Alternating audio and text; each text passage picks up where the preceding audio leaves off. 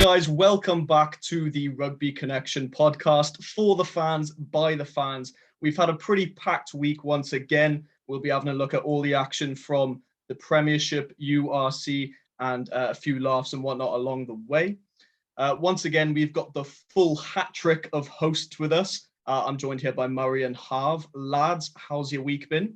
Very tired, but rugby saves everyone. So, yeah, all good on my end. Harv, how have you been? Not been too bad. I will confirm to you guys again. I did watch more URC than Prem this week. I've become a bit of a convert, and I'm not saying that URC is better than Prem, because ultimately I love the Prem, but it's not as bad as I first thought. What do you mean it's not bad? It's just a top. I was a bit skeptical at first because I was like one of those like old man armchair fans who was all just like, oh yeah, bring back the Pro 10 or Pro 12 or whatever. It was just like, oh, it's much better just in Europe, because I think the Pro 14 was like a dead era. Yeah. With Cheetahs and Southern Kings. I'm surprised they even remember their names. But disrespect. URC have done well. They have done well.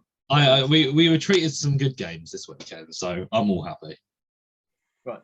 But obviously, before we get onto that, I will say the podcast, we've been struggling with views lately, and we just like to say, sorry to the fans that basically you're not good enough and you're not turning up to watch our podcast.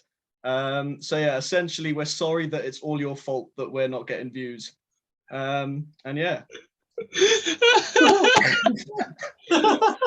Sweet. I didn't think you were actually going to do that.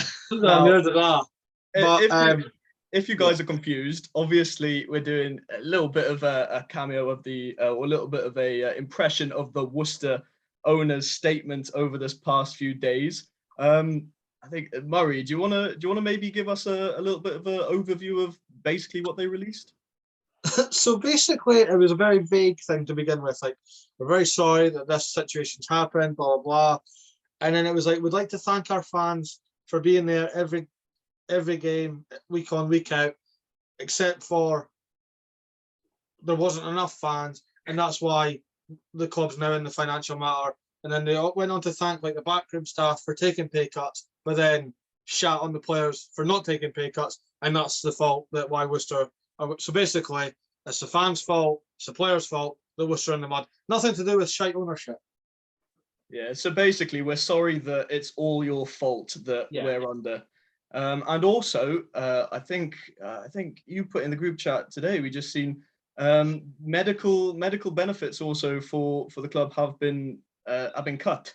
It's all just going downhill at this rate. It just goes from worse to worse. The thing is, I know, obviously, when they were first suspended from all competition, we knew that the terms were they could leave 2 weeks.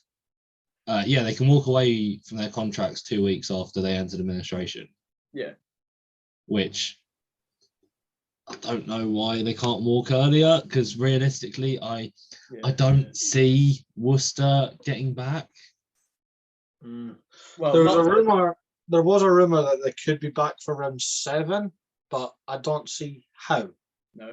Thing is, I think when we first heard them going into administration, whatnot, everyone had their hopes that Worcester will bounce back. We'll see Worcester, again in the major competitions. But after that statement, and then after more information that's come out about the medical benefits being cut and whatnot, it just looks less likely and less likely that's going to happen. No, and I think as well, they've obviously gone to administration, they're suspended, but the time when they can financially set themselves, unsuspend themselves, then I think a lot of the players would have walked.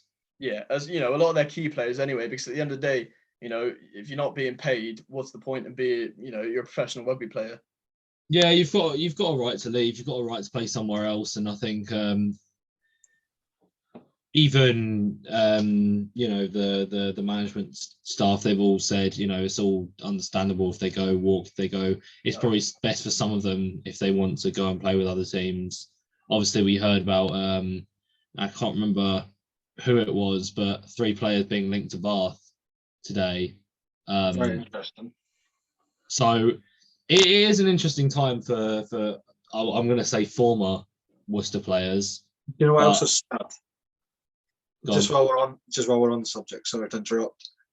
Joe Batley of Worcester Warriors, I'll say previous because how you've just put it, Harv, has tweeted his response in regards to that awful statement by the chairman. No words. After everything they put us through, it's not their fault. It's ours, apparently. This is such a kick in the face. Every time I think we hit rock bottom, we fall a little further. Yeah, absolutely well said. I mean, you can't really get any better than that. And it is a kick in the face. You know, obviously last week we saw them, you know, playing in a game against Newcastle. They got a really, really, really good win. You know, we thought, well done, Worcester, under all this pressure. And then this last week, it's all just sort of, you know, all just gone back downhill. Was it not Nemani Nadolo as well? He tweeted out, it was I think it was just something along the lines of, you know what, it'd probably be best if you didn't say anything at all. Well, it would be really. After that statement, you would have been better off. Yeah, exactly. I think, you know, obviously there's a right to release a statement and say, you know, where we've all gone wrong and what's happened. But if they're not hitting all the major parts, then listen. And, you know, you can kind of put what the owners have said into some hindsight. Yes, Worcester were not the best supported club in the Premiership. Yes, they were not the most winningest club in the Premiership. But at the end of the day, they're still a Premiership club. Premiership in England is a gold mine. Yeah. You know, if you drop down to the Championship, you think about some of the teams there. Ampthill don't even have a stadium. You've got to walk through a forest to get to the pitch. Yeah. Crazy. So the Premiership is just a whole nother level of English rugby, and hence why it feels so ring-fenced at the moment. And they had that financial stability for so long, but it's all just unraveled in the last few days. It's all just horrible. And yes, Worcester weren't the biggest club. To be honest, they never were one of the biggest clubs in England, but they're still one of the best 13 clubs in England. No one was going to pierce that best 13 for years. No. True. I mean, you look at some of the Championship hitters at the moment. You're talking about Jersey. You're talking about Cornish, Ealing. None of them would make it in the top 13 sides in the country. No. Not even on their day. So obviously there's proportions to this, but it's just a shame. Like at the end of the day, there's only one way you can look at it. We've lost a club from the Premiership, and you know, whether you like them or you don't, this is, you know, the Premiership's still a family. We all come together on a weekend to support the same outcome. So it's sad in that respect. I feel like I've said all I have to say. No, that's fair. Just quickly before we proper go into the results this week, quick top 5 Worcester Warriors players, where they're going. Well, there were obviously talks about Duan going into the top 14, but apparently that's been squashed. It's been reported it's been squashed because Christian out of interest, sorry, who are the players that are in talks to be going? Yeah, go on. Just give us 5 players at least. Come on. So, Harv mentioned earlier that there's 3 rumoured to be linked with Bath. Those players are Rory Sutherland, Captain Ted Hill, and Ollie Lawrence. Interesting. It'd be interesting for Ollie Lawrence to go over to Bath, because I feel like they've got a lot to offer in the back line. Their back line is fast, exciting, it's young, and I think that Ollie Lawrence would definitely. Well, Cameron Redpath and Ollie Lawrence. I think Bath would benefit from a big ball carrier like Ollie Lawrence, because I don't feel like they have that currently in their centres. That's fair. I mean, you look at it, you know, Max Ajomo and Cameron Redpath. I mean, no offense to Max Ajomo, he's on my Be Real. You know, we're basically friends at this point. But Cameron Redpath, you know, he's a smaller, faster, creative centre. Well, Ollie Lawrence, he brings that muscle, he brings that hard ball carrying. Yeah. That's basically how a centre partnership should be. And I don't know whether I'm just saying that because I've been a big fan of Harlequins so long with Andre Esterhazy and Joe Marchant, but No, I I'm feel with you. I'm with you. I feel that's how at least it should be. So I think that'll be a quite exciting time. Yeah. I'm all for all the three I mentioned, but Ted Hill going to me doesn't make sense because Bath have endless back rooms. I know they're all riddled with injury half the time, but like they have ridiculous depth at the back row. Yeah. It would just be a question of, he goes to Bath and, what happens? Does he's like, their fifth pick, sixth pick, Tricky, yeah. So Yeah, but to be fair, I weirdly enough couldn't see Ted Hill anywhere else. Yeah, That's what's so mind-boggling to me. Well, I mean, there's another report, and again, take it with a pinch of salt because none of this is actually official or publicly announced. It's just kind of like little rumours. Apparently, Edinburgh head coach Mike Blair is pushing very hard to get Rory Sutherland and Duhan van der Merwe at least on a season-long loan, and potentially Murray McCallum as well, as maybe as like an emergency option. I'd like to see Sutherland and Van der Merwe back at Edinburgh, back in the URC. Personally, I think maybe it's a bit of a selfish thing, being URC being my favourite competition, but yeah, I'd like that. I'd be behind that. I don't know. I'd like to see Duhan back in Scotland, back in Edinburgh, because it kind of be like a homecoming, if you know what I mean. Yeah, 100%. I mean, with the way that Edinburgh have been working with their wingers, they've got Emiliano Buffelli and Darcy Graham, who, to be fair, have been lighting it up recently. It'd be tough to break in. And Cam was saying before the call that Duhan might be an outside pick for centres. I'd like to see it because he's got the size. Like, I can see him. He is a bigger ball carrier, and that's the thing. Like, all I'm gonna pitch to you boys is Duhan on one wing, Darcy Graham on another, put King Boff at the back. King Boff, yeah, King Boff at the back. Yeah. Good. Who have you currently got at the back? Henry Immelman mostly, but he's solid. Yeah, he is solid as well. But yeah, I mean, listen, this is like three high-profile players we're talking about here. Yeah, so, definitely. And they all kind of balance out each other. They complement each other. That's the word I was going for. I was looking for that one. Thank you, Cam. But anyway, shall we talk on actual rugby?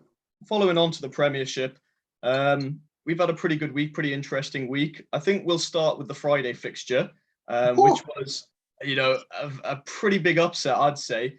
Newcastle Falcons 30, Bristol Bears 15. So good. It was so good. Can I mention like one man, and I will mention one man alone. And are you going to mention a talking point today? But George McGuigan. Yes. McGuigan, yeah. My word. He's a try-scoring machine. He loves it, doesn't he? I don't know what it is. He was top try scorer last year. No, he fell short. They took him off, and he was really annoyed. Remember, he was so close. Oh yeah, who was it? Caden Murley? No, it was Malins. But McGuigan and Murley were tied. So that doesn't matter then. But anyway, George McGuigan, he's just scoring tries for fun at this rate, and I'm all for it. Yeah, he's basically the Dan Sheehan of the Prem. I'm loving it. I'm absolutely loving it. This is like, Squidge usually talks about it a lot, right? But there's always like that one thing in the World Cup cycle that happens, and it's just completely out there. I feel like it's hooker season. Yeah, I feel like hookers have just gone on like an absolute mad one, and I feel like we're gonna see some insane plays, some insane just whatever. I think just forwards in general are just becoming more mobile and more handy with ball in hand just throughout world rugby, The game's evolving. That's the thing. Like the game's evolving so much, and we don't notice it sometimes. You think there's one player who you might call a pioneer, I guess. But it's been coming for ages. Like forwards are getting not smaller, but a bit more agile, a bit more mobile, showing off some skills, cough, type furlong. But you know what I mean? So George McGuigan, he might be leading. I'm going to call him the pioneer because, of course, he's English. So I'm going to give him that. No. One man I want to talk about is Carreras, the man on the wing. Yes, obviously, he scored a try in the first 20. That was pretty good. But the try I want to talk about, the last try of the game, how's he managed that then? I mean, absolute blistering pace along pretty much a knife's edge of space along the touchline. Some pretty shocking defending from Bristol. But what a try it was. To beat a man, doesn't matter what level it is, if you beat someone on the outside, you have raw pace. How many defenders did he get past, sorry? Three or four, something like that. And I mean, just looking at the game stats here, the score could have been higher. I mean, Schoeman had a bit of a mare off the kick and tee. He missed, what did he miss? 2 conversions and a penalty. So we could be looking at 37-15. So, 30 points to 15 over Bristol, who have been very impressive this, first 3 rounds. It could have been higher. Fair play to Newcastle. Brilliant game from them. Yeah, I can't really add to that. I mean, we have got a high-scoring game next. Big high-scoring one. I think we'll go to this one next. Saracens versus Tigers. Oh, that's not what I meant. I'd like to just leave it and move on, please.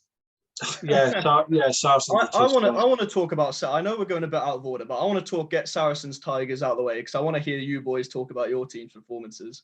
All right. I think I'm not sure if all of us said it. Or I think. Oh no, Murray wouldn't have predicted a Sarries win because he hates them. I don't think I did either.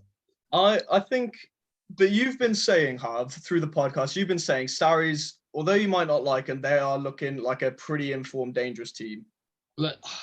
For me, they've been cooking up something over summer. And listen, they were in a Premiership final last year. Yeah.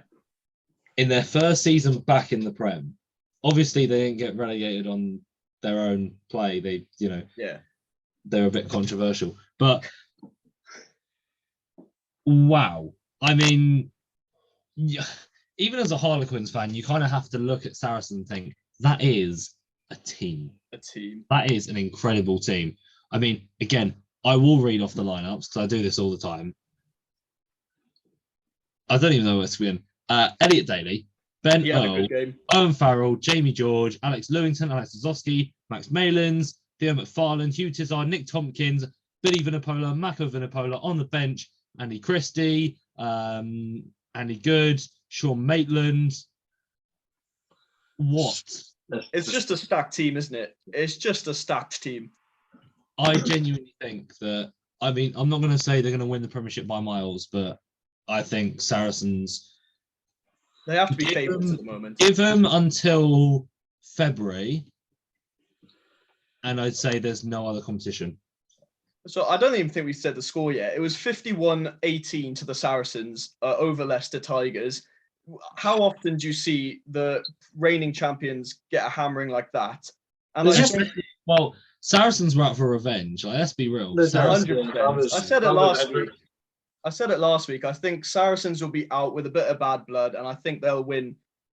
I didn't think they'd win by that much. Bad blood, mate. That was an absolute homicide, genocide, basically. The stats that really I think tell the game for me: the total runs with the ball were pretty even. 111 to Saracens, 108 to Harlequins, to Leicester Tigers. Yeah, no, don't worry about that. The total run meters gained: 207 for Leicester Tigers, 535 for Saracens. Just run for days. Oh my God. So pretty much equal number of runs. Yeah. But just the effectiveness of the runs. My God. That's wild. But anyway. It was a weird game. Leicester Tigers just were not in it at all. And I will say, Pollard made his debut and instantly came back off 27 minutes in. I saw that. Top one. I found it funny. I was like, Pollard making his debut in the Premiership and getting a pretty rude introduction to it. You're not playing in the top 14 anymore, boy. There you go. That's pretty much it. But I mean, there was another high-scoring game on that Saturday. London Irish versus Bath. Yes, a really good game, I have to say. Hassel Collins and Ben Loader. Yeah, the double hat trick. Love it. I would say if I wasn't a Quins fan, I would probably be an Irish fan. Right now, I'm loving them. No. Yeah, I will say they're playing such good rugby. They are. I honestly don't know where to begin. They're probably one of my favourite teams to watch at the moment in the Premiership. They're just highly entertaining from a neutral standpoint. It doesn't matter. They are highly entertaining, and you know, ever since they moved away from their boring old Majitski Stadium, and it's not been like a rebrand, but it's almost been like it's basically just been like a new outlook that they've had. Yeah. And my God, have they been incredible? Really, really good. I think now has been one of the best times to be an Irish fan. And it was unfortunate last year with the Premier Rugby Cup and that stupid rule about more tries. Yeah. Like if you're in a draw, it's how many tries you've scored. Points are points. Listen, points are points. Points are I points. made this. Listen, I talked about this last season, but anyway, how incredible are they? I mean, listen, I'm talking about Irish. We'll talk about Bath as well, because then again, Bath mounted a comeback of dreams. A very, very good comeback. I mean, listen, they were still 9 points out, but the second half they outscored them 33-12. Yes, it's so stupid. I mean, there was 35-5 coming in at the break. There was Bath fans on social media, and now I just like going into different teams on Facebook and just seeing the comments, especially when that team's getting beat, just to see how the fans react. And all the fans literally said, like, watch this, we're going to put up a brave performance in the second half and just come so close, and it's not going to be enough. Same old Bath. And I'm like, yeah. And then they done it. I'm like, you know your team far too well. Yeah. So, it's just like, fair play. How much money have you put on this, mate? Yeah, I was just about to say, someone's betting on this game. Stupid. But But they're still winless. There's still worrying times for Bath. I want to see Bath do well. I really, really want to see Bath do well. But at the minute, they're just not. They're just not. I think we'll move on to the next game, and I think I'll let Murray take this one. Sale Sharks 28, Exeter Chiefs 20. Take it away, Murray. What do you think? All good things come to an end. That's our unbeaten streak done at 3, which was a nice start to the season. But I don't know. It's just like it just slipped away from us. It wasn't a big margin. It was a close game. It wasn't. It just everything that could go wrong in the second half did. Yeah. Really. And we mentioned his brother earlier, but time we give him some respect. Aker van der Merwe. Yep. Big boy scoring again. The whole hooker scoring for fun. He's on top form this season, and he's an absolute mountain of a man. But yeah, Chiefs get beat. It wasn't. I wouldn't have said it was a strong squad as we put out against Quins last week. I mean, even Stuart Hogg went onto social media and said that probably wasn't my best game in the jersey, but we build from it. And I love when players do that. I don't want excuses. I like it when players just like, look, it wasn't our day. We build from it. And that's what I know it's very early in the season, but that's what good teams do. Yeah.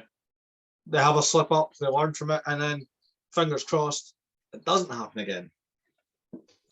I mean, you can definitely see Chiefs bouncing back. At the end of the day, it wasn't a massive margin. And like you said, pretty much everything that could have gone wrong went wrong in that second half. But at the end of the day, you know, I think we've also been saying, you know, Sale are performing pretty well this season over the first 4 rounds. You know, they've also got something cooking. So I know you're obviously not very happy with that loss, but I'm liking Sale at the moment. I'm glad it's now. I will say that. If this was like the tail end of the season, I would go. It's better to learn from your worst performances at the start of the season, definitely. You know, because then, like I said, you can be bouncing back. 100%. But anyway, Harv, a win for your team, a pretty tight one, 35 points to the Harlequins, 29 to Northampton Saints. Pretty tight one. I think we predicted a close game, a pretty tight game. I feel like my gap was about 12 points or something like that. I don't know. Fair play to Northampton. Good game. I'm a bit of a fan of Northampton, apart from Dan Bigger, but I feel like I've always got something bad to point out about a team. Anyway, listen, tight game. Loved it though. We were 21-10 up at the break. Kind of lost our way towards the end a bit, but listen, a win is a win. One man I do want to talk about, Lennox Anyanwu. Oh my word! Really how incredible has he been this year? I mean, we picked him up from Richmond, and obviously there's natural progressions you got to go through. I thought he might be a Prem Rugby Cup starter. He might make it through that way. Nope, just came straight in. Absolutely brilliant. And I mean, you got off to a blistering start, trying the first 3 minutes from Musk and then 6 minutes for Anyanwu. Pretty fast stuff. Pretty fast start. It was an incredible start. I mean, that's all I'll say. Again, I said one man I want to talk about. I'll talk about another man, but Caden Murley right now, I think. I was going to guess that. Caden Murley is one of the best wingers in the Prem. Yes. That try was naughty.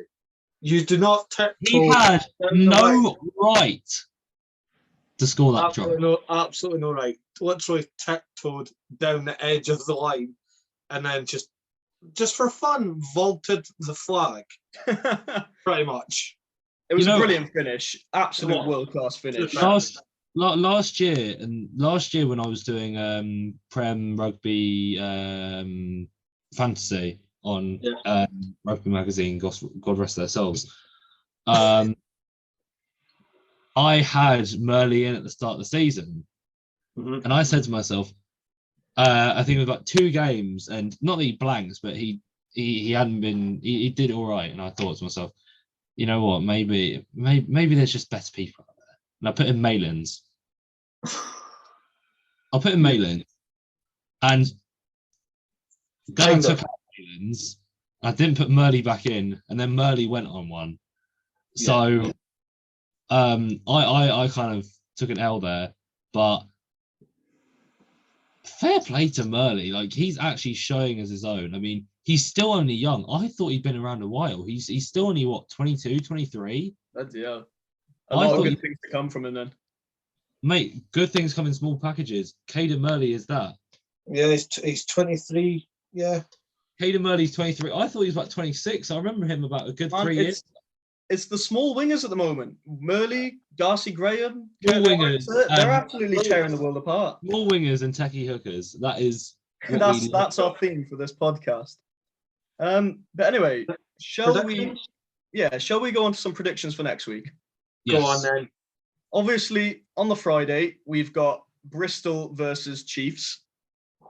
Ooh. After Bristol's performance, obviously both teams losing, but I will say I'm probably backing Chiefs by... I think Bristol put out a stronger squad, so I think I'm backing Chiefs by 10 points. Fair. Harv? I am going to say, and this is nothing against you, Murray. Fuck. I'm gonna say, because I think we're still yet to see the best from Bristol. I think Bristol have got a lot that we haven't seen yet, and I think they're yet to kind of hit their rhythm. I'm gonna go Bristol by 8. It's really whoever makes the comeback. It's whoever comes out of the loss. Yeah, basically, I expect it to be Bristol only because I think that they've. I know, obviously, I talk a lot about Saracens are cooking something, but Bristol are also slowly cooking something. It can't all be cooking. Every team is cooking something. Except what have Newcastle been cooking for the last however many while? Like they've got a nice fresh plate of George McGuigan, and that's about it. with a side selection of Adam Radwan. There you go. Yeah, but it's about as good as McDonald's chips. At the moment. Oh, that's harsh. Wow. No, I'm sticking by the rule. Back in my Yeah. team. Chiefs. It's going to be close. It will be close. I don't think we're going to run away with it. And if we do, Happy days. That's Yeah. always fun. I'll say Chiefs by 5. Okay. Nice and plain. So the first game was Saturday. Mhm. Obviously, it's Bath versus Gloucester. Gloucester didn't have a game this week. They were due to have a game against Worcester, but obviously you know what happened there. But It Bath says versus Worcester were Gloucester, meant to play Quins. Hmm? It says on the website Worcester were meant to play Quins. they were going to play Quins next weekend, but I think it's still obviously they've got the schedule for the whole Prem, don't they? Yeah, I mean, I don't know who's not playing next week. I don't know if we can organise our game against them, but Yeah. Because the way it looks, and again, this is just on Premiership Rugby's website. So you've got Bears, Chiefs, Bath, Gloucester, and then I won't go through the rest of them because it spoils it. But then Worcester, Quins, so that can't happen. So that would tell me Quins has a bye. yes, Quins will technically have a bye, but I have a feeling that Because there is generally a fixture on Saturdays and Sundays for every team. I have a feeling towards the end of the year it's going to get pretty fixture heavy with all the cancelled game against Worcester. Yeah. If Worcester, Well, they'll have to make up for the points, won't they? Because the teams that have already played Worcester. Well, I'm trying to think now, because will it just be that 2 teams have a bye? They won't reschedule any other games? Maybe. I don't know. This is another issue. We've not really Or if they just give every team that were meant to play Worcester a win? A win or points. What's the rule? It's a 28 victory. 20 now, 5 points in the league. Yeah. Just give everyone 5 points. That, yeah. Or 10 technically on if you played them. Yeah. So anyway. Falcons are going to be hurt since they lost to Worcester. But anyway. Yeah, they're only getting 5 points from that. Anyway, off talk a bit. Bath versus Gloucester. What are we saying? I'm gonna go with Gloucester. It's difficult because I haven't seen Gloucester in a while. Well, yeah, because obviously they were rocking and then they were going to play Worcester this weekend. Yeah. I'll go Gloucester by 12. Yeah, unfortunately, I think I'm done back in Bath because they haven't shown anything. I'm gonna say Gloucester. I'm gonna say Gloucester by 12 points. I'm gonna say Bath to make a comeback, but not quite just make it. I'm not even giving them that because they end up playing worse at home for some reason. So I'm gonna go Gloucester by 20. I think Gloucester not having a week, having an extra week off. All the players will be fresh, and they've got some heavy hitters in the back line. You feel like the King's Home's like a fortress, something like that. Yeah, but it's at the Rec, so I can't say that. Oh, is it the Rec? It's at the Rec, yeah. And they're going to get wrecked. Hey! That was a shit joke, I apologise. You can tell he's a father. Jesus Christ. Anyway. Had to happen eventually. Next one up. This will be an interesting one. Tigers versus Sale. Tigers. I think it will still be Tigers. Yeah. Listen, I don't like Sale. We've established this. But I think Tigers, again, they haven't. Listen, it was a poor game for them against Saracens. They've got better to offer. It's at Welford Road. Tigers by 9. Okay. I'm gonna say Tigers. I'm gonna say Tigers by a converted try. So I'm gonna go by 7. I think that is how maths works. I think Sale will be competitive, but I don't think they're going to beat Tigers at home. It's fair. I think it's going to come down to kicking. So I'm not playing by Cam's rule. I think it'll be 2 penalties. So Leicester by 6. Once again, is how maths work. It's not funny. Work if I make the joke after? Does that work? It's not funny the second time. Can I do it? Same joke in two sentences. For sure. Oh, just move on. All right, next one we have Newcastle Falcons versus Saracens. Sarries by 20. I'm It's sorry. going to be a bloodbath. It's going to be. I despise Saracens. You think only by 20 after they did that to Leicester? No, listen. I think it was a one-off game. Leicester were poor. Sarries were on form. I think giving Newcastle a bit of a benefit of a doubt here. I'm going to go by 22. Okay. I'm going to go with the Saracens on form theory and say that they're going to demolish the Falcons by. I'm not going to go as far as 30 points. I'm going to say 28 points. Okay, fair. Oh God, I feel like in the first few rounds we were almost like we gave. Yeah, how's your rule going to fare now, Murray? It's not his team. He doesn't have to back them. I don't have to back them.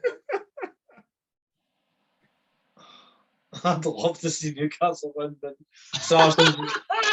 If Newcastle win next week,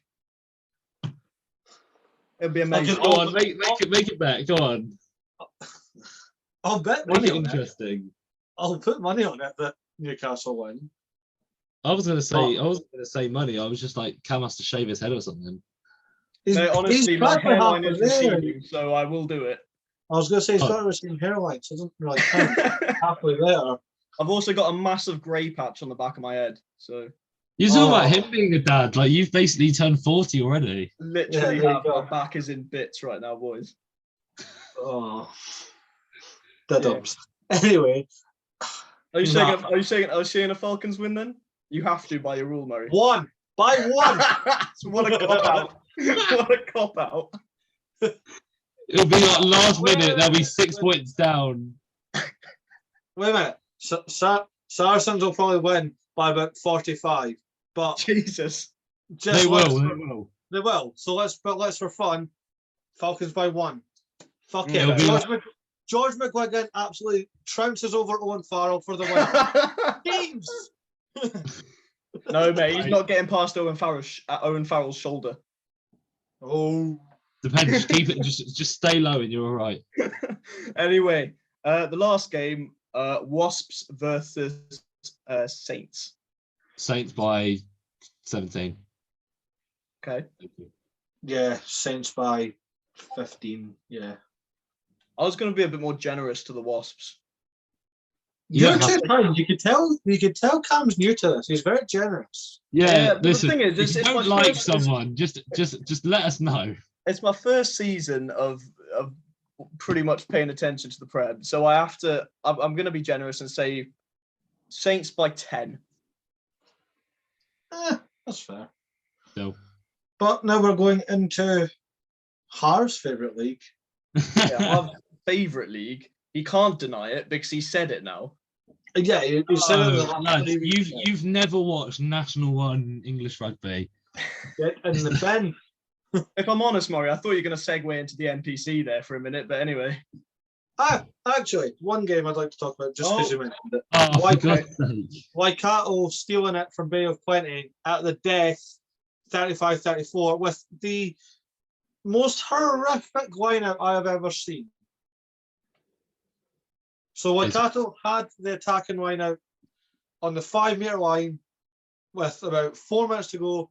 They lose it, but Bay of Plenty cannot recover it, so the ball kind of bounces up in the dead zone, and the Waikato flank with lovely hair, might I add, just pounces on it. I did. I saw on the highlights reel.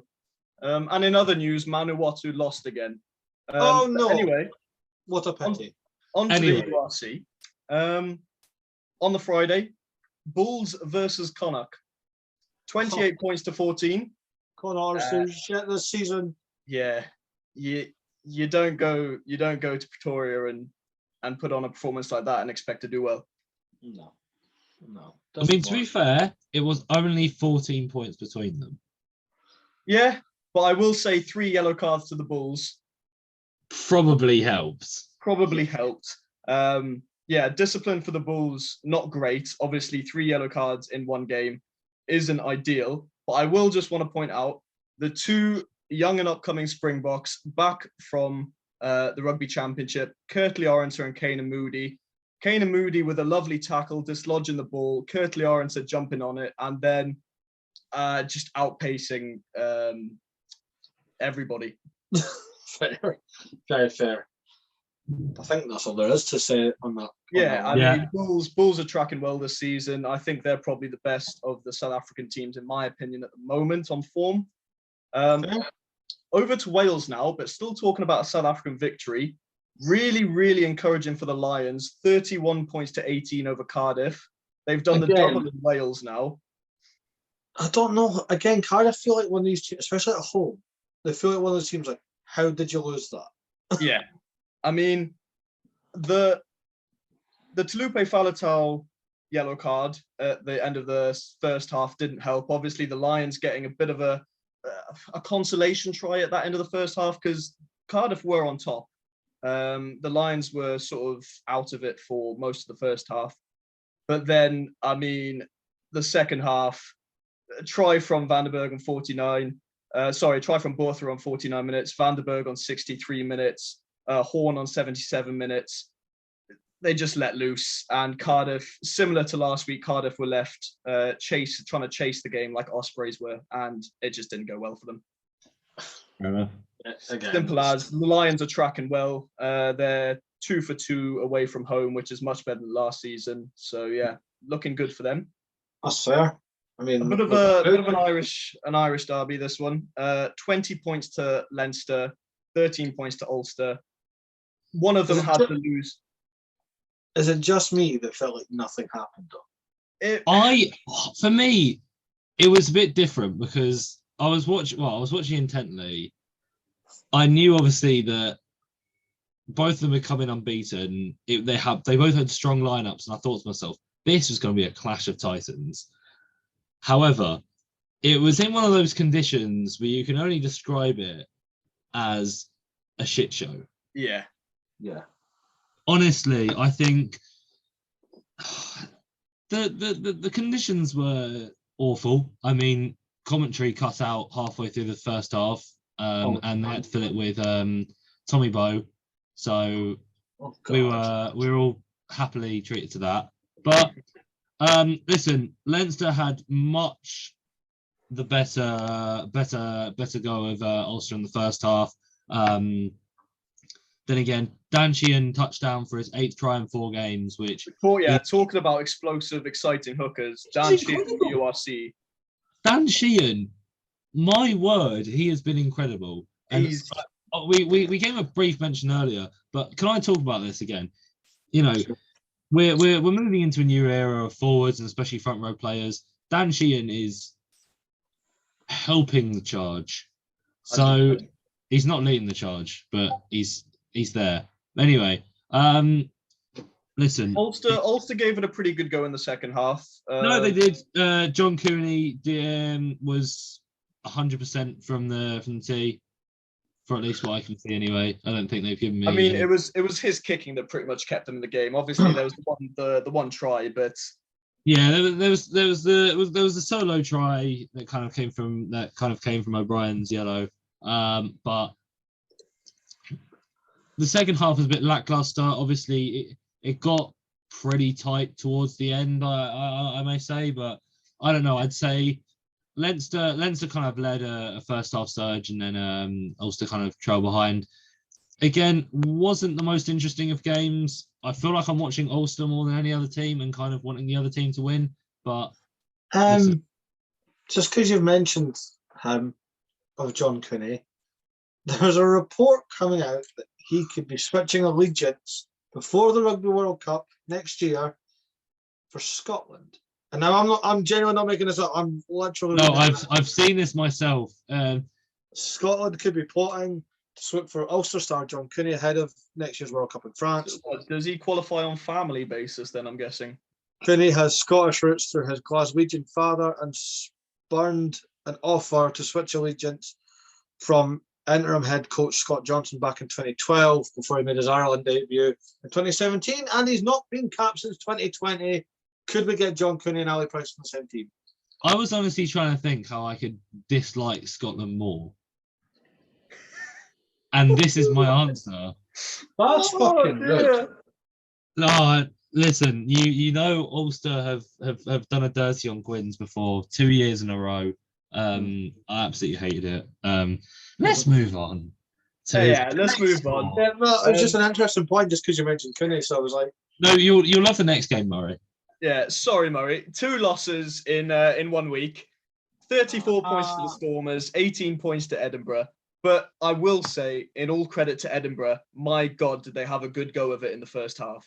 oh my God, yeah, we did. We were right up for it. And again, very similar to that extra game, it just slipped away from us. Yeah, like you said, it just kind of came away. Just went wrong. But I want to mention something that you pointed out to me after the game, when you messaged me, that Edinburgh has probably one of the strongest scrums. Yeah, in the 100%. I think love to see it.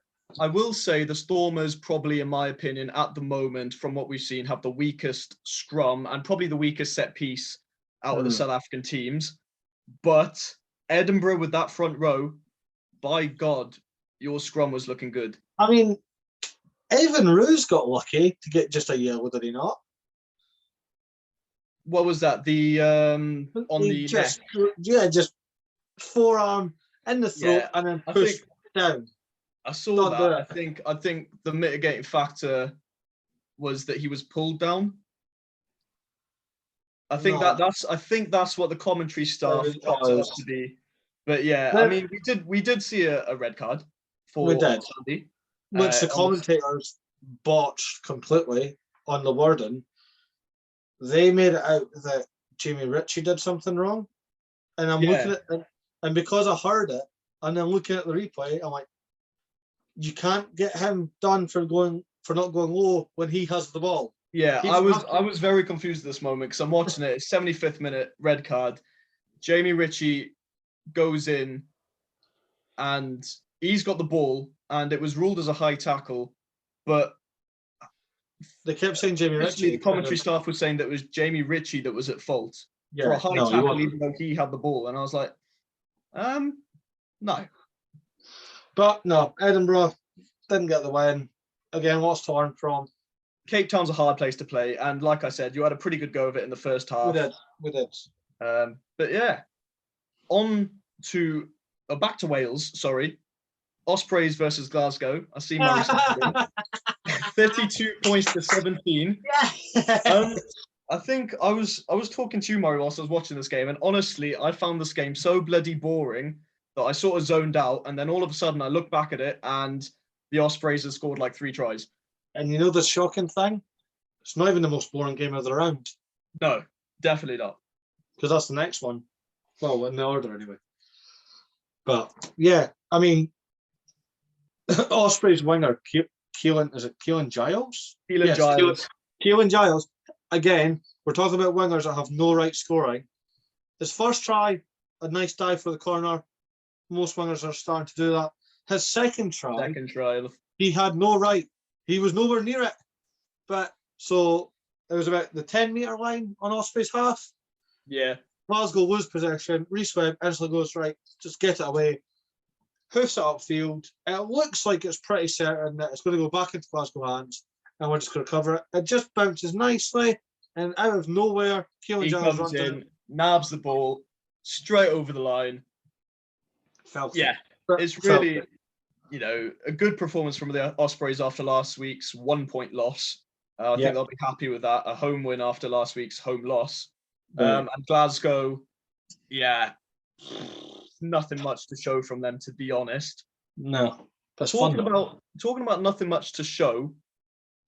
I'll go on to the next game. Munster versus Zebre, 21-5 to Munster. It was so shit. Now, it was a boring game.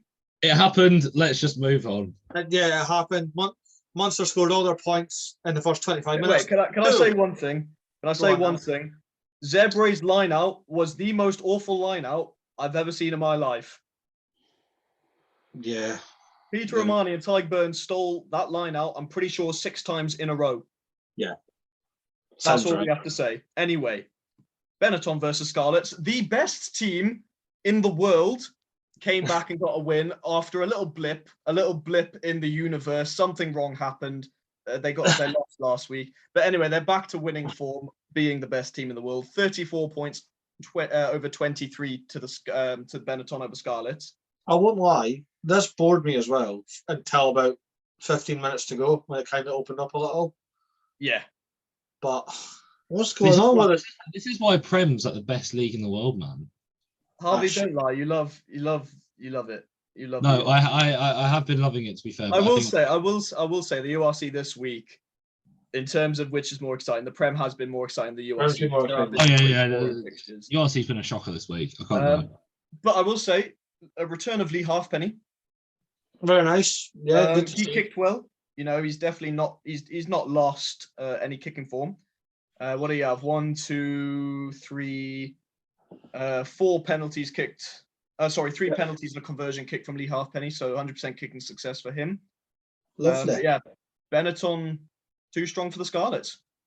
Exactly. And now me and Harv both suffered from like cardiac arrest last week. Now it's Cam's turn with what happened at Rodney Parade between the Dragons and the Sharks.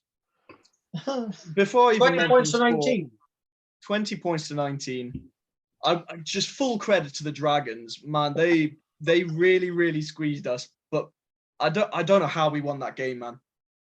I really don't. I don't know how we won that game. Another point, I said it last week, Grant Williams deserves to be in the Springbok setup because he is the sole reason that the Sharks got back into the game with a beautiful intercept try, showing how the one-handed intercept can be rewarding. He just reads the play perfectly, nicks the ball straight under the posts. Chamberlain kicks it over, and then a try from Abrahams in the 74th minute, pretty much at the death. Really nicely worked try as well. Puts them 1 point with a conversion from Chamberlain, puts them 1 point of the Dragons.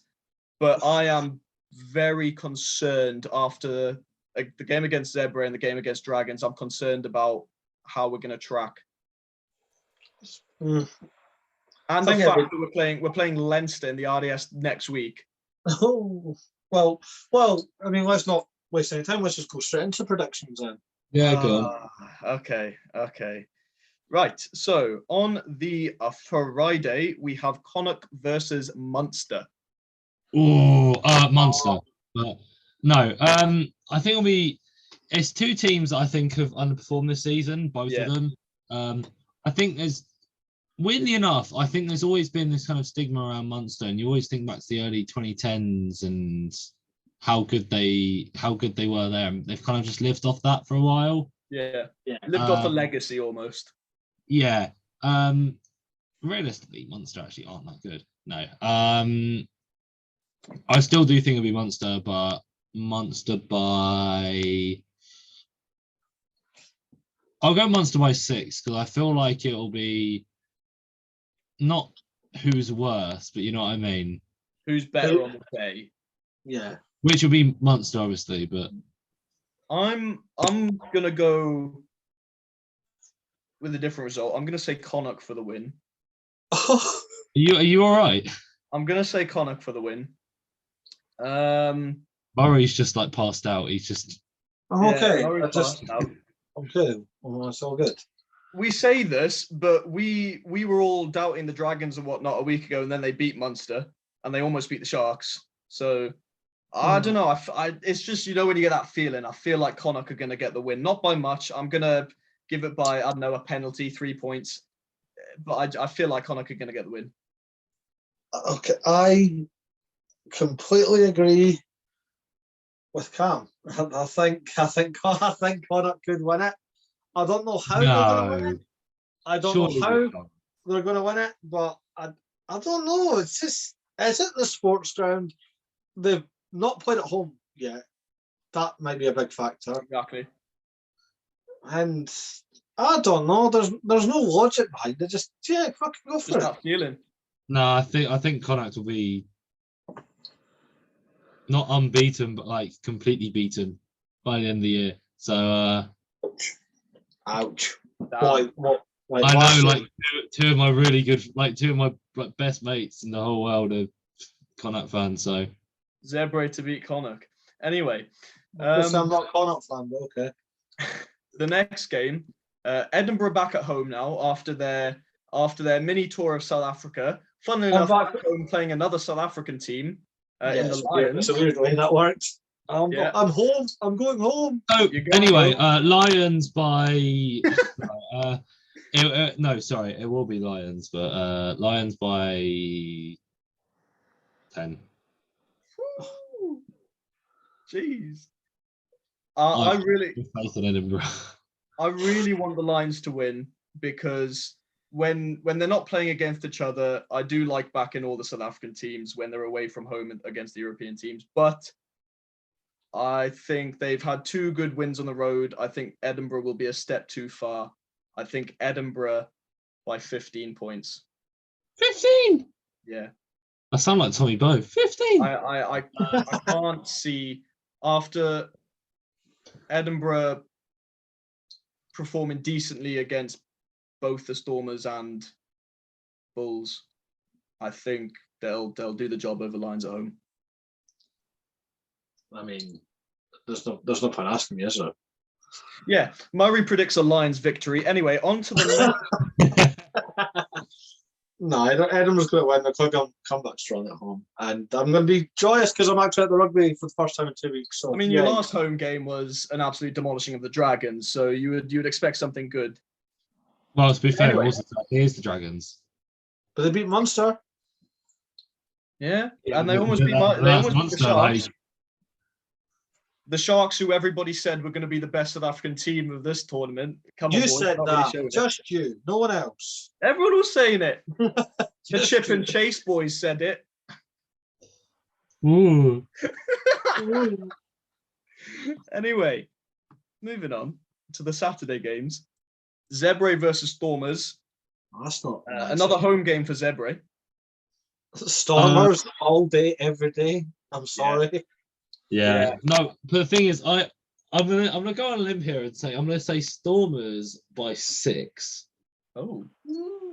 Because the last time Zebre had a South African team round, it went right down to the wire. I'm dead, yeah. So I'm gonna say it might be the same. I'm not gonna say they'll win, but I'd say they come close to Stormers. Yeah, I will say I agree with part of what you say. Zebre have been a very competitive team at home.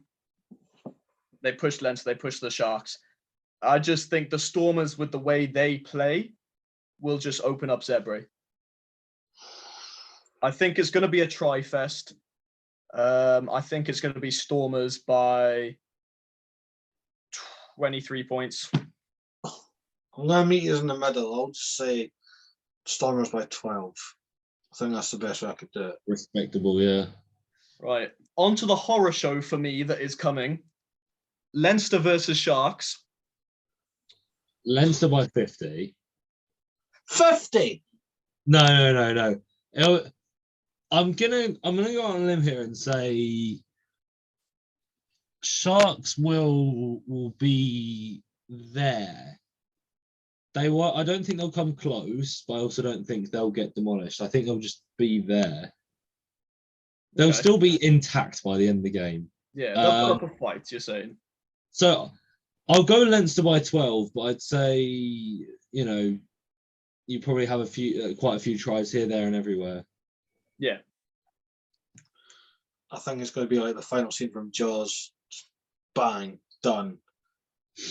Leinster are going to absolutely kill the Sharks. Especially because I've only just realised that analogy. Can I revise my Lions versus Edinburgh score? I think the Lions are going to win by 50. Anyway, I know what the Sharks team can do. I know it's a cliche to say, I know what this team are capable of, even though they haven't been performing. But we saw the Bulls go and do it against Leinster at home last season. But they had a Mornay stain. You do not. I do think the Sharks have it in them. I think after a disappointing performance against the Dragons, they will come back needing to prove a point, especially to South African fans who, as you all know, can be very abrasive when their team doesn't perform well. I think the Sharks. I think the Sharks will win, and I'm going to say we're going to win by 11 points. I'm Fair. backing my team, and I'm backing my team well. Good. Anyway, Ulster Ospreys. Who cares? No shit. Sorry. Scarlets. Cardiff. Massive. Who gives a shit? Who Oh. cares? this will be. I'm just gonna say a draw and just move on because I'm gonna say Scarlets by 20 because last time they played Cardiff, they obliterated them. I'm gonna switch it just for fun. We'll go Cardiff by 20. I don't know. Okay, so we got a draw, 20 one way and 20 the other way. Nice. There we go. We really like the Welsh teams here. Ulster versus Ospreys. Ulster. Ulster at home, yeah, Ulster. Yeah. I'm gonna say Ulster by 15 points. Don't do this to me. Ospreys, you plum. I really want to because I like Ospreys as well. If I have to be realistic, even though apparently you have to back your team, even though I have no association to these teams, I will just say Ulster by 4, just to make it nice to me. Okay. Then Glasgow versus Bulls. Bulls. I ain't backing Glasgow. Morley Stain with a single man effort with 50 conversions. I don't know how that works. 50 penalties. No. 50 conversions. Oh my. Yeah. Which means 50 tries. No, I'm going to say Bulls. I'm going to say Bulls by 20 points. 18. I'm 18 points. I was about to say Bulls by 17, yeah. I'll be generous. I'll be nice. I'll say Bulls by 14 then. We'll just take it in a little bit. The Bulls are going to win. They are Scottish at the end of the day. Remember that? Yeah, they do have that, going against them. No, they're not. No, they're not. It's Glasgow. Don't count. No. I think a few Glaswegians might have something to say about that. Yeah, but Harv can back me up on that. He's been to Glasgow as well. It's not the nicest. Oh yeah, no, it was the worst 3 hours of my life, but it is a fucking shit show. It is a shit hole, and it's just nah. the worst 3 hours of my life. I had to sit at a game of Murrayfield and cheer for Scotland. Like, you didn't have to. No one forced that on you. I was wearing a red top that day, but unfortunately, it wasn't a Tonga one. You did learn why we're Scotland. That was on you. I got paid to do that. I'm just saying, an Englishman learned why we're Scotland. Anyway, last game. The best team in the world versus Dragons. Oh, there we go. I thought you were going to say the best team in the world versus Benetton. Yeah, I mean, at this rate, Dragons. You know what? I'm going to say Dragons. How dare you? I'm going to say Dragons by 2 because Dragons they've been good. That's the thing. Nah, they lost against the Sharks. I'm going to say... listen to me, right? The game against Edinburgh was a bit of a fluke. They beat Munster and only lost by 1 point to the Sharks. Yeah, but it's Benetton at home. You know what? Yeah, but Benetton have been like, and they've not been doing. They're 2-1. Well, we're gonna settle this. Okay, it's gonna be Dragons by 2. Harv, you disgust me. I'm gonna say Benetton by 15. Oh god, that's massive, isn't it? I'm gonna settle this right now. If you say a draw, I'm leaving. No, that's a draw. This is what Murray like throughout the whole of the Six Nations. I said a draw between like 2 teams. I swear he wanted to slap me straight afterwards. Draws are boring. Draws are lackluster. Keep playing. Anyway, I think Dragons are going to win. Yes, I told you. He's gone. He's actually away. He's actually away.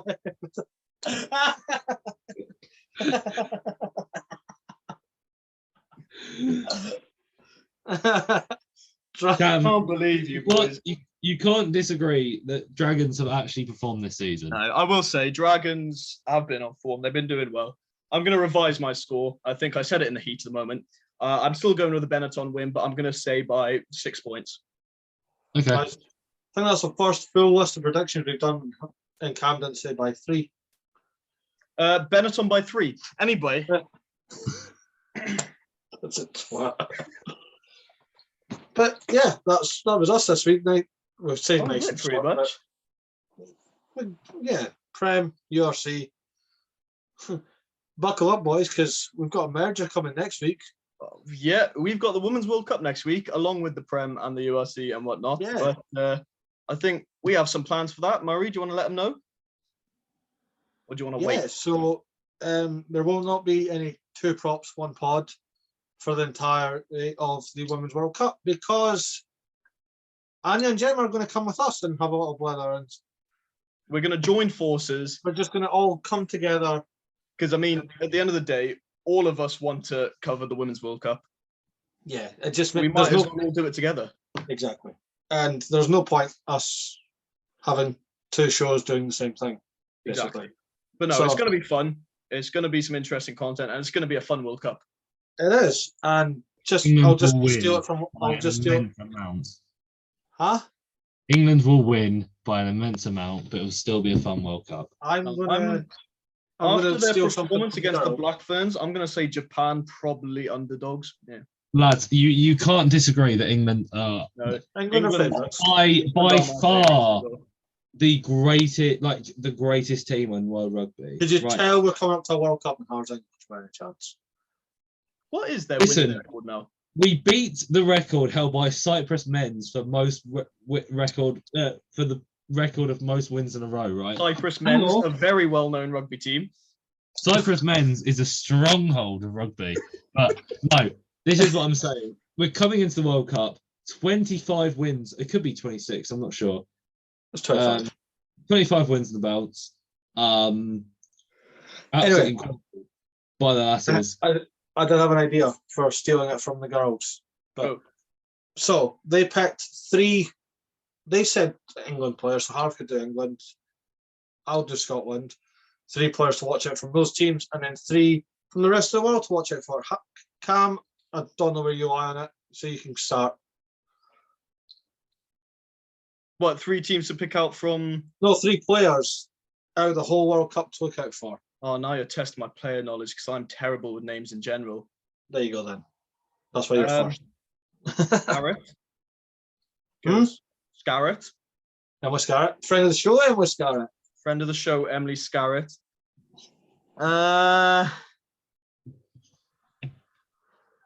We don't just get any guests, we get the GOAT. Honestly. We've had guests on the show and I can't remember names, man. I mean, you can steal the 3 guests. 3, 4 guests that we've had. 5 guests. No, 6. Oh, Sorry. I've forgotten her name. Who's the player that I sent to you moving to Exeter Chiefs from Sale? She's not in the squad. She's not in the squad. Jodie Owsley. No, oh man, she's like the only other player that I really well know. Right, should we move on? Yeah, probably. For me, simple. Emily Scarrett, Marley Packer, and I'm probably going to go with Ellie Kildun. Nice. I like that. I love Ellie Kildun. I'm sorry. Marley Packer for me is she's an absolute. I mean, she had an incredible 6 Nations. She did. To cap off the year with a World Cup would be insane. And she won the Premier 15s in between that. Yeah, fair enough, actually. And Tanda beer because she had to hurry up and then sing a song. So that was class. There you go.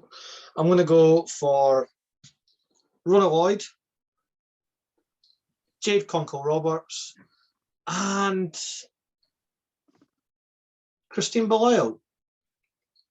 So there you go. There's the 3 to watch for Scotland. Boys, we've done Cam. Cam's poor attempt. But Harv, who's your 3 from non-home nations to look out for? Oh my word! I've had no time to think about this. Now. Put on the spot. I'm gonna go with you. Go first. Me go first. Okay. I will go for the try-scoring machine from the Black Ferns. That is Portia Woodman, because she just scores for absolute fun and takes the piss at that point. I will go for. I'm going to cheat. I'm going to go for 2 friends of the show. I'm going to go for Captain America herself, Kate Zachary, and Captain Canada, Sophie de Goody. So there you go. And just before we sign off, we have got obviously the massive congratulations to the podcast 6 with the world watching Ronald Lloyd of Scotland, Emily Scarrett of England, Gwen Crabb of Wales, Laurie Kramer of the Wallaroos, Sophie de Goody of Canada, and Kate Zachary of the USA Eagles. Girls, it's going to be an absolute barnstormer of a tournament, and I cannot wait. That's all I can say. But we have still got more interviews coming. We've just dropped another captain, but Samoa, Mike Alaalatoa. What a legend! What a guy! A lovely guy. Me and him vibed very hard. In the personal stage of the I was going to say you had some things in common with him there. We did. It just kind of. I'm just like, yeah, same. But best mates for life. Best mates for life. Well, I'll see him when Edinburgh play Leinster. That was the agreement. But go for a beer with him. You still need to take Ben O'Keefe for a beer. I need to see if Ben's reffing. That's the only stipulation. If he's not reffing, then he won't be here. Mike Alaalatoa is now out on YouTube and Spotify. Go and check it out. Great listen. Very insightful as well. Just how he sees the game and how he sees himself. And coming out, we'll do it a day before just because I'm very nice and it kicks off the World Cup in style. Welsh star Gwen Crabb. Again, what a great chat. How she carries herself is fantastic. And yeah, we're just pumping out stuff. And there's a surprise coming next week as well when we're all together. Well, I say we're all together. Anya will be in Mexico, which we're very jealous of, but the rest of us will be here for a short period next week. Yeah. Happy days. Yeah. Like, share, subscribe, comment, hit that notification bell, and just spread the word because we've got so much coming and you may as well just buckle up now because it's going to be a hell of a ride. But boys, it's always a pleasure. Cam, nice to see you hosting it this week. Thank you very much. And Harv, you were here as well. Thank you. No, I love you boys both. So yeah, next week, more surprises, back to internationals, Premiership Rugby, URC, and more shits and giggles in between. But remember, it wasn't our fault, it was your fault, the fans. Good night.